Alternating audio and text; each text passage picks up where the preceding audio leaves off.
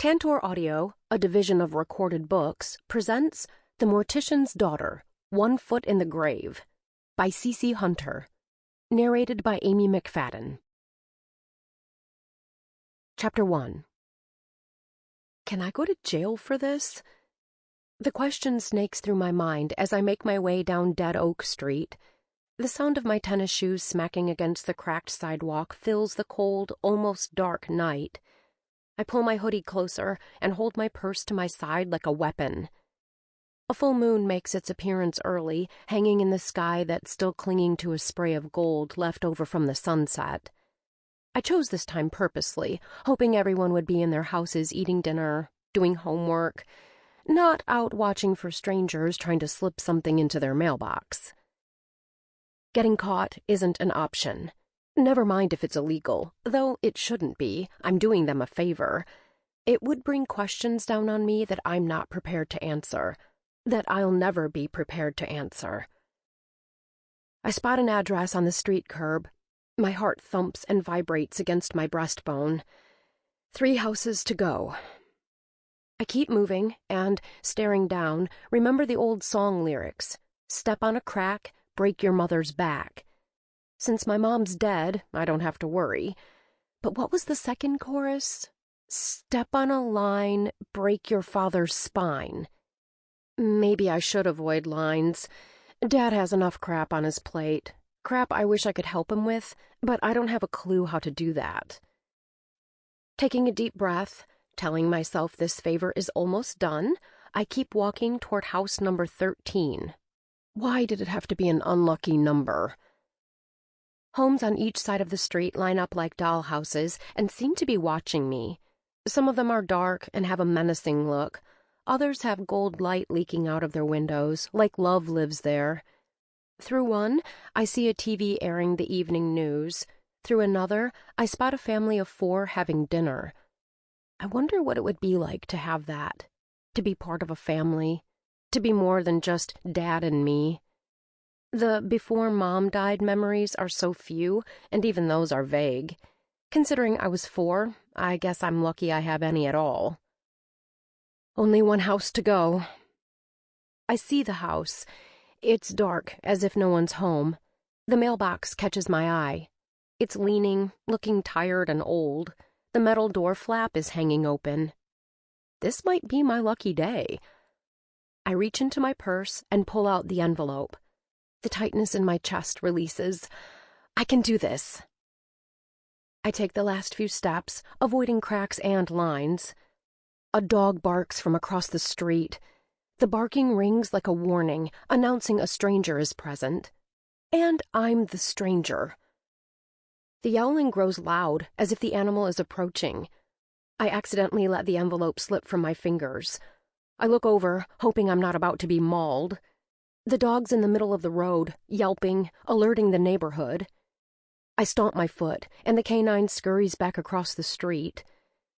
Heart pounding, I kneel down, snatch up the letter, and slip it into the mailbox. Done. Problem solved. I can go home now. And so can you, Bessie. I look up at the bowl of darkening sky. Right then, I see a shooting star race across the night, leaving a trail of glitter in its wake. I smile. I know what that means. A rightness enters my chest.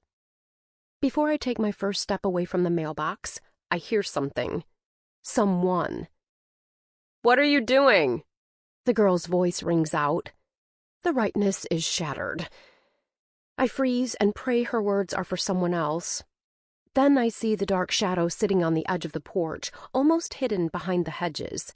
It's from house number 13.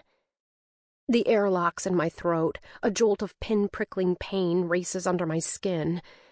I am so caught. The figure pushes off the porch, walking toward me. I consider running, but my feet feel nailed to the sidewalk. Panic fills my empty stomach. Even worse is that when she gets closer, I recognize her. Dark hair, light olive skin, dressed in black. I don't remember her name, but I have 2 classes with her, English and history. She keeps to herself, not coming off as shy so much as a loner. Maybe even someone with a chip on her shoulder. I saw her roll her eyes at some girls who were being loud and obnoxious in history today. I wanted to roll my eyes, too. Their behavior was out of line. "What are you doing?" she asks again. Yup, I am so caught, so screwed. My mind races, seeking an answer she'll believe, one that would completely avoid the truth. Not that she would believe the truth. Sometimes I still don't believe it. I gulp down the knot of panic in my throat. A piece of mail had fallen out of your mailbox. That sounded convincing, didn't it? I pray she believes me. Pray she hadn't seen the envelope in my hand before I'd dropped it. Her brow pinches. Oh. She stares at me. Recognition widens her light green eyes. "Aren't you the new girl at school? Riley, right?" I nod. The fact that she remembers my name when I don't recall hers makes me feel slightly guilty. "Yeah. Sorry, I don't remember yours." "Kelsey," she spouts out matter-of-factly, not in an insulted kind of way, more like in a don't-give-a-damn way. Then she continues to stare at me suspiciously. "You live in the neighborhood?" "2 blocks over," I say. "I was just taking a walk." I swallow, again feeling the need to get the hell away from there, away from her. "I should go." I'm ready to step away when I hear a truck pull into the driveway across the street. Doors open and slam closed, and male voices boom out. I look over. The streetlight is on, and I recognize one of the 2 boys, Jacob Adams. Tall, light brown hair, and an oh-so-confident way of carrying himself that most boys his age don't have. He laughs at something the other guy says, and the sound seems swallowed by darkness. The fact that I know his name says something. It says he's one of the best-looking boys at school. But it's not just that. He's also one of the few kids who's actually spoken to me in my first 10 days of school. Not a whole conversation, but just a quick introduction and welcome to Catwalk, Texas. Surprised the hell out of me. The 2 boys, almost too loud for the night, go inside the house and silence falls on the street again. I can hear the streetlights buzzing, spitting out voltage. I feel a similar nervous buzzing inside me. "So that's why you're here." Kelsey makes a disapproving noise from the back of her throat. I don't understand what she means at first, and then, bam, I get it. She thinks I'm stalking Jacob. I start to deny it, then realize I could use this. It's a plausible reason for being there. One that has nothing to do with the real reason. And really, what do I care if she believes I have a thing for Jacob? I kind of do. "Don't waste your time," Kelsey says. "He's going out with Jamie Holmes. Popular, big boobs, and a cheerleader." Yeah, I kind of knew that too, which is why I wouldn't have bothered stalking Jacob even if I'd known where he lived. I try to think of something to say, but nothing comes out, so I just shrug. She reaches into her mailbox and pulls out the envelope I just placed there, along with 2 or 3 other pieces of mail. "But he is nice to look at," she says, "if you like his type." Yeah, I say like a confession, and wonder if that's what she was doing, hiding on her front porch, stalking Jacob. She holds the mail in one hand and gives me one more look. "See you around."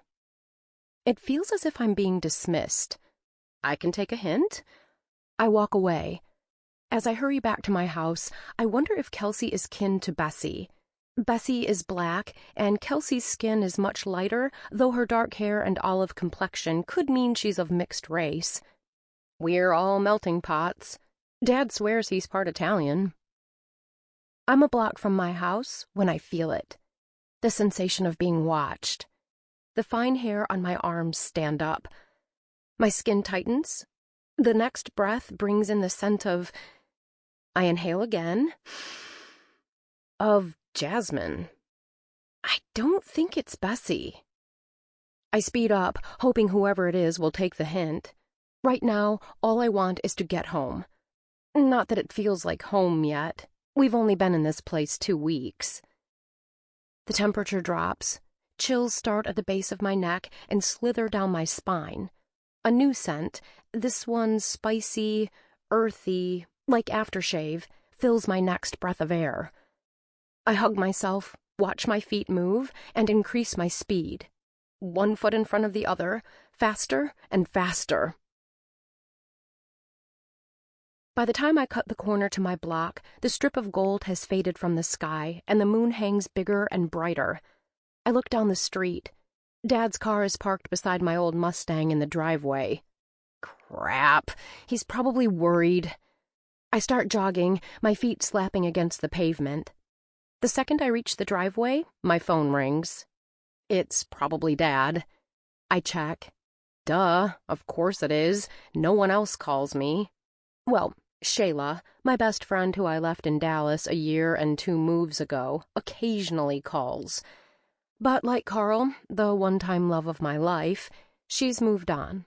She found a new best friend, leaving me pretty much friendless. Moving when you're in high school is hard. Everyone already has their confidants and cliques.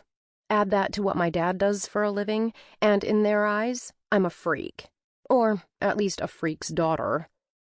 Not that I'm pissed at Dad or consider him strange. I'm proud of him. Very few people can do his job. I'm not even really pissed at the kids either. Truth is, I'm not just a freak's daughter.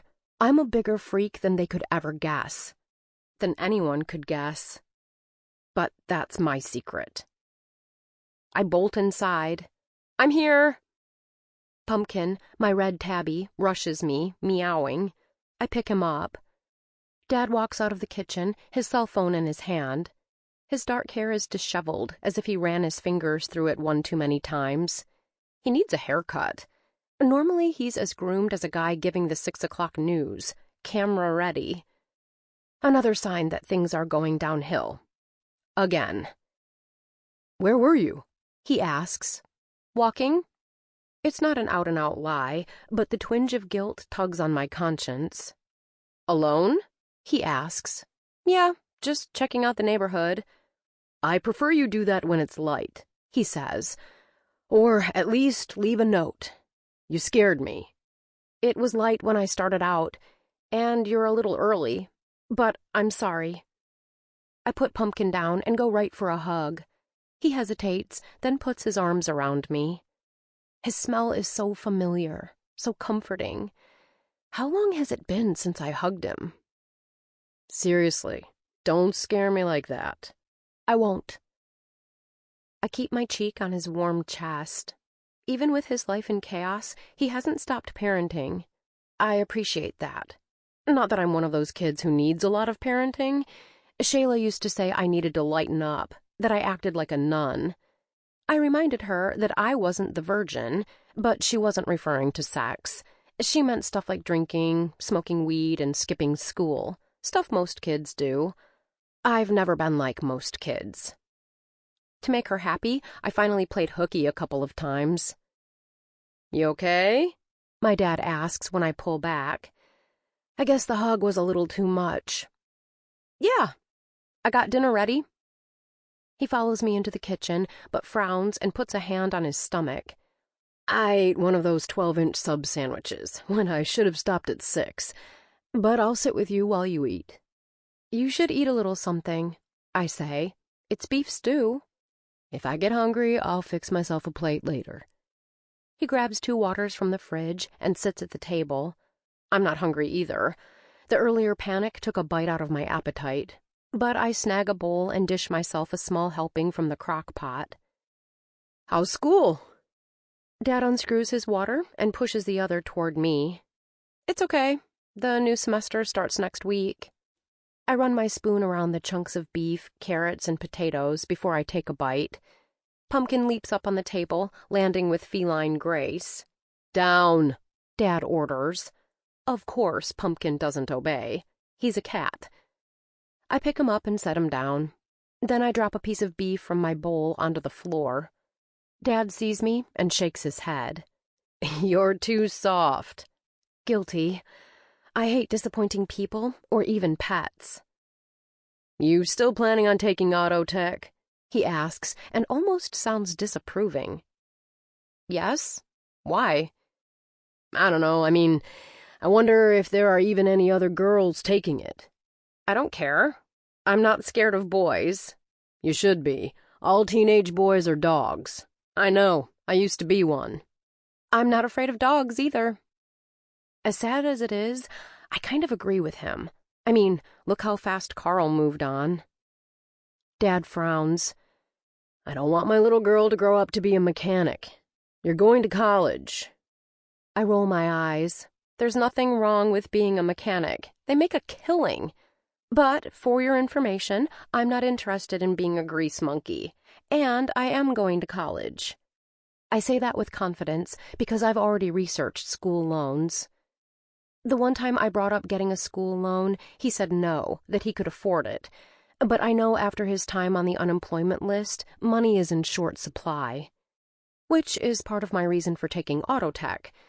I don't want Dad to have to fork out money to fix all the little things that go wrong on an old car. The more I know about the Mustang, the more independent I am. And I kind of like my independence. But eventually going out on my own means I'll be leaving Dad alone. Who'll watch out for him?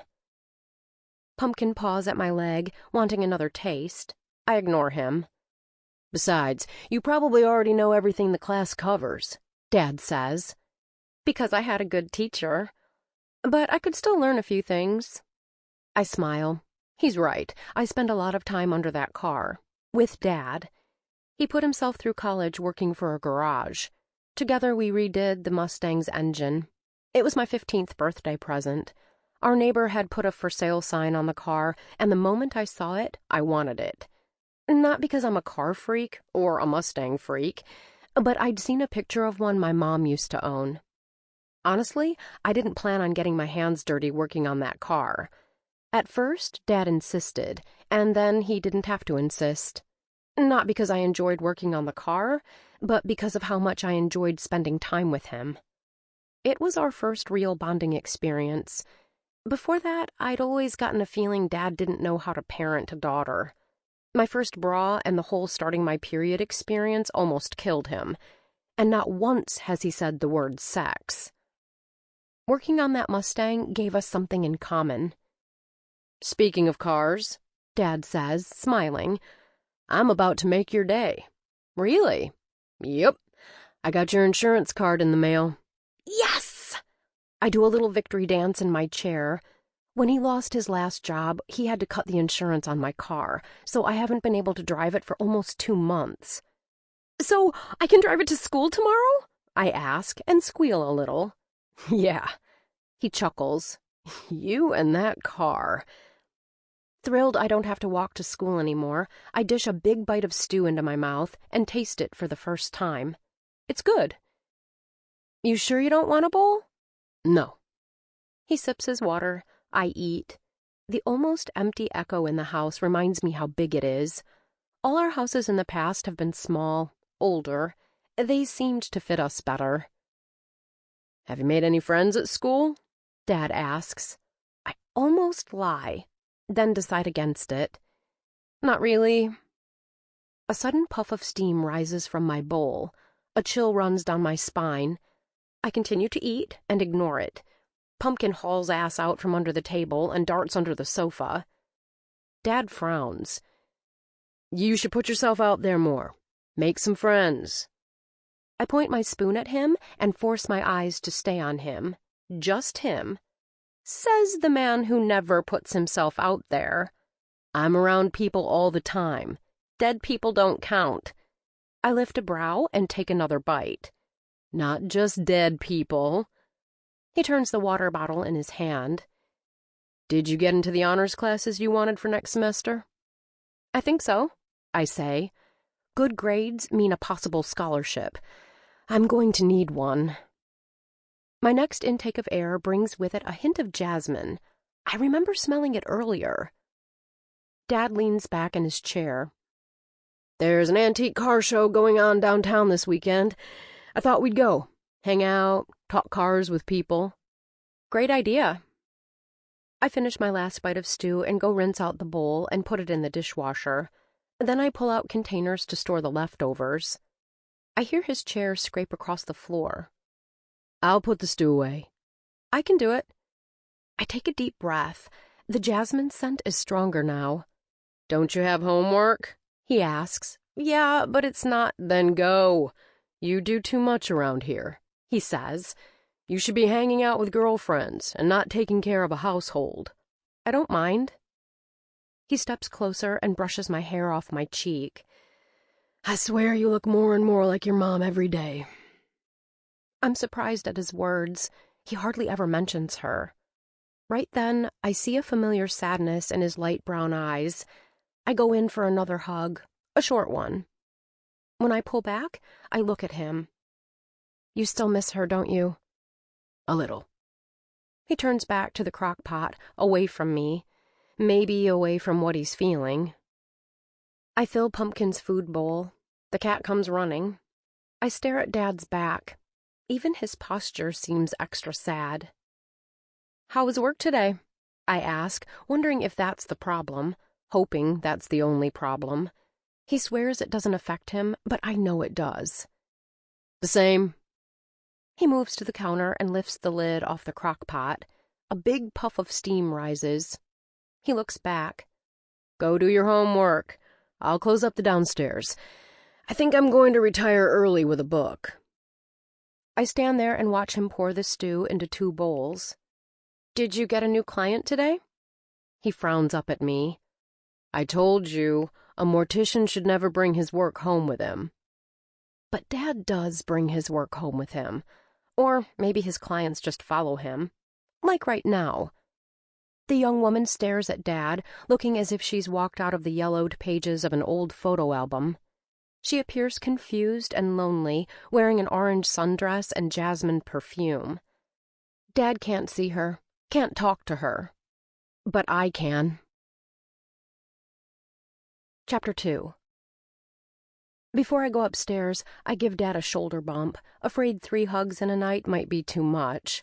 Then I grab a handful of cookies and head upstairs. Once I'm at the landing, I turn and look to see if she's followed me. She hasn't, but Pumpkin has. The woman will find me sooner or later. They always do. It started happening about 1.5 years ago, right before we moved from Dallas. At first it freaked me out, like really freaked me out. But then I realized not one ghost had done anything to hurt me. I'm not sure they could. Or maybe I just want to believe that. Most of them just want to talk. Some of them need something, a favor. But that's okay, because I always ask a favor of them, too. So far, none of them have been able to help me, but I still help them. And it's not always easy, either. Like the favor for Bessie. She'd bought life insurance 6 months ago, but neglected to tell her daughter. I couldn't go up and just tell the family that Bessie had insurance. So I copied and pasted the insurance logo from their website so it'd look legit. I printed a label, addressed the letter to Bessie, put the policy number at the top. I wrote the letter as if it was a reminder to her that they were still waiting for her to pick up a copy of the policy. I was going to just mail it, but since I'd stolen the logo, I feared sending it through the U.S. Postal Service might make it a federal offense. Instead, I spent an hour last night drawing a postmaster's seal to make it look like it had been mailed. Then I spent another 30 minutes forging the company president's signature, which I'd found on the website. I thought it looked quite convincing.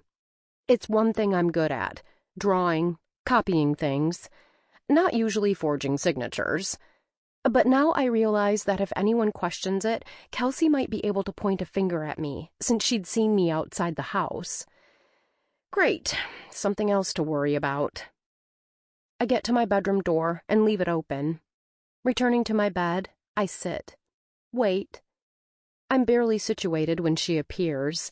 She looks pretty in the dress. Her hair is blonde, hanging in a nice neat wave. Confusion mars her lovely face. I'd had a spirit, an elderly man, last year, that hadn't realized he was dead. Giving that bit of news was loads of fun. Not. I'm hoping this won't be a repeat of that case. You can see me, can't you? She asks. I nod. When it first started happening, I tried pretending I didn't, but something always gave me away. They'd move, I'd jump, they'd talk, I'd listen. I discovered it's easier to just deal with them, to get them to pass over. That's the best part, seeing them go. They are all different. Bessie was that falling star. Some of them become a bolt of color. I can't really explain the feeling, but when I see them cross over, there's this sensation like I did something really good, like I've just checked off one item on Destiny's to-do list. Truthfully, this isn't anything I would have chosen, but that's kind of the point. I didn't choose it. It chose me. And for that reason, it feels like fate, as if turning away from it will screw up some underlying purpose for my life. This doesn't stop me from sometimes resenting it. The woman gets tears in her eyes. She's young, but older than me, maybe in her 20s. "Is he your father?" she asks. I nod. "He's a nice man." They all tell me that he respects them when he drains their blood and when he fills them back up with embalming fluid. They say when he gets them ready for the funeral, he takes his time, looks at photos of them and tries to get it right. They tell me he even talks to them, but he never answers them when they talk back.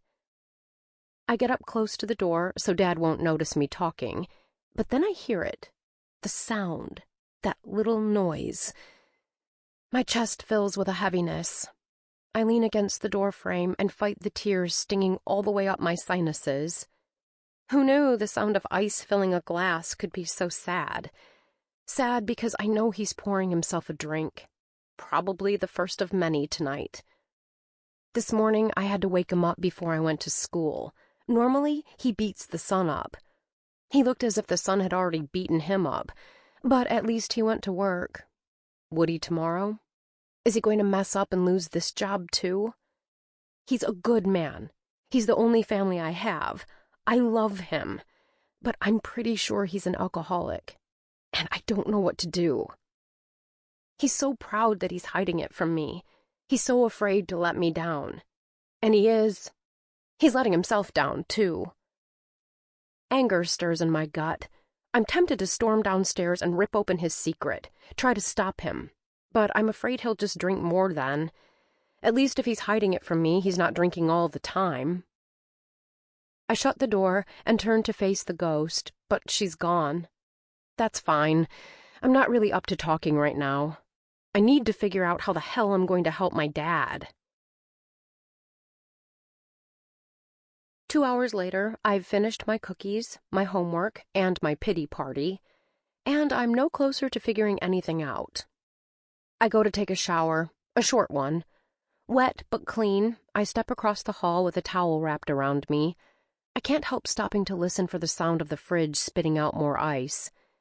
Thankfully, only silence whispers up the stairway. I try to tell myself that he's okay. He's not drinking too much. But from what I've heard about alcoholism, even one drink is too many. He's never told me he's an alcoholic. I read about it in Mom's diary. I found the small leather journal in a box tucked away in a closet when we moved last year. There were only a few months' worth of entries, but I treasure every word. The older I get, the more I ache to know everything about her. Did she hate fish like I do? Did she cry at a drop of a hat when she was on her period? When I told Dad I'd found her diary, he'd seemed upset, but he didn't ask me to return it. And I didn't offer. I kept the photographs, too. Dad had given me a few photos a couple of years before when I'd asked him about her. I still wonder why he didn't give them all to me then. Does he still miss her that much?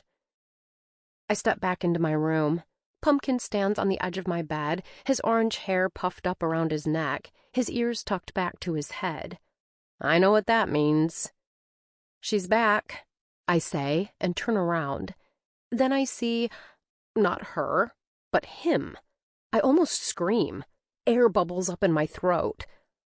I don't even know why I'm so startled, except I was expecting it to be the same woman in orange. It's not. He's standing there, a good foot taller than me, dark brown hair, blue eyes, young, my age, eyes wide. Eyes that are checking me out. I suddenly feel Sample complete.